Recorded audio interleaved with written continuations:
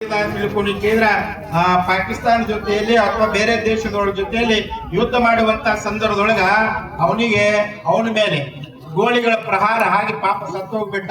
ಅವನ ಹೆಣ ತಗೊಂಡು ಊರಿಗೆ ಬಂದ್ರು. ನೋಡ್ರಿ ಲಕ್ಷ್ಯ ಕೊಡ್ರಿ, ಅವನ ಒಂದು ಹೆಣ ತಗೊಂಡು ಊರಿಗೆ ಬಂದ್ರು. ಬಂದಂತ ಸಂದರ್ಭ ಹಡಿದಿರುವಂತ ತಾಯಿ ಕಣ್ಣಾಗ ನೀರು ಹಾಕ್ಲಿಲ್ಲ. ಹಡಿದಿರುವಂತ ತಾಯಿ ಕಣ್ಣಾಗ ನೀರು ಹಾಕ್ಲಿಲ್ಲ. ವೈದ್ಯ ಸಮಾಧಿ ಮಾಡಿದ್ರು, ಅಳ್ಳಿಲ್ಲ. ಮತ್ತೊಂದು ಮಗ ಇದ್ದಲ್ಲ, ಅವನಿಗೆ ಕಳಿಸಿದ್ರು. ಎಲ್ಲಿಗೆ? ಮತ್ತ ಗಡಿ ಕಾಯಿಲೆ ಕಳಿಸಿದ್ರು. ಅವನು ಕೂಡ ಅಚಾನಕ್ ಆಗಿ ಸತ್ತು ಹೋದ. ಅವನು ಕೂಡ ಹೆಣ ಬಂತು, ಅವಾಗನು ಕೂಡ ಅಳ್ಳಿಲ್ಲ ಆ ತಾಯಿ. ಭಾರತ ದೇಶಕ್ಕಾಗಿ ನನ್ನ ಮಕ್ಕಳು ನಡೆದ ಹೋಗಲೇಕಂದೊಳಕ್ಕೆ ಅಳ್ಳಿಲ್ಲ. ಇಬ್ರು ಮಕ್ಕಳು ಸತ್ರು, ಮೂರನೇ ಮಗ ಹೋದ. ಅವನು ಕೂಡ ಅಚಾನಕ್ ಆಗಿ ಭಾರತ ಮಾತೆ ಸೇವೆ ಮಾಡ್ಕೊತ ಜೀವವನ್ನು ತ್ಯಾಗ ಮಾಡಿದ. ಅವನ ಹೆಣ ತಗೊಂಡು ಮನೆಗೆ ಬಂದ್ರು. ಮನೆಗೆ ಬಂದಂತ ಸಂದರ್ಭ ಬಹಳ ಘೋರವಾಗಿ ಅಳಾಕ್ ಚಾಲು ಮಾಡಿದ್ರು.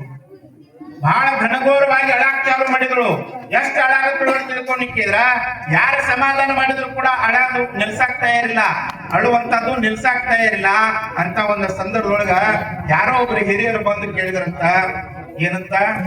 ಮೊದಲನೇ ಮಗ ಸತ್ತಾಗ ಇಷ್ಟೊಂಡ ನೀ ಅಳ್ಳಿಲ್ಲ. ನೋಡ್ರಿ ಲಕ್ಷ ಕೊಡ್ರಿ ಮಾತ.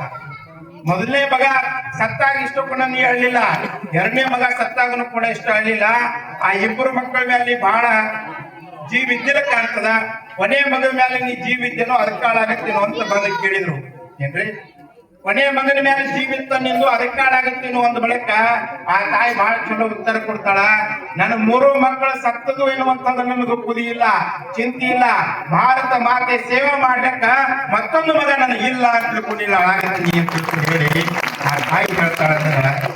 ಎಂತ ವೀರರಿರ್ಬೇಕು ಆ ತಾಯಿ, ಎಂತ ವೀರರಾಗಿರ್ಬೇಕು ಅವರೆಲ್ಲರೂ. ಅಂತ ಒಂದು ವೀರರು ಇದ್ದಿದ್ದಕ್ಕಾಗಿನೇ ದೊಡ್ಡ ದೊಡ್ಡ ಶಿವಾಜಿ ಮಹಾರಾಜರಂತವರು ನಮ್ಮ ಹಿಂದೂಸ್ಥಾನವನ್ನ, ಹಿಂದೂ ಪರಂಪರೆಯನ್ನ ಉಳಿಸ್ಕೊಳ್ಳಿಕ್ಕಾಗಿ ಶ್ರಮವನ್ನ ಪಟ್ಟಿದವರಾಗಿದ್ದಾರೆ ಬಂಧುಗಳೇ. ಆ ದಿಶೆ ಒಳಗೆ ದಯವಿಟ್ಟು ಅರ್ಥ ಮಾಡ್ಕೊಳ್ರಿ. ಆ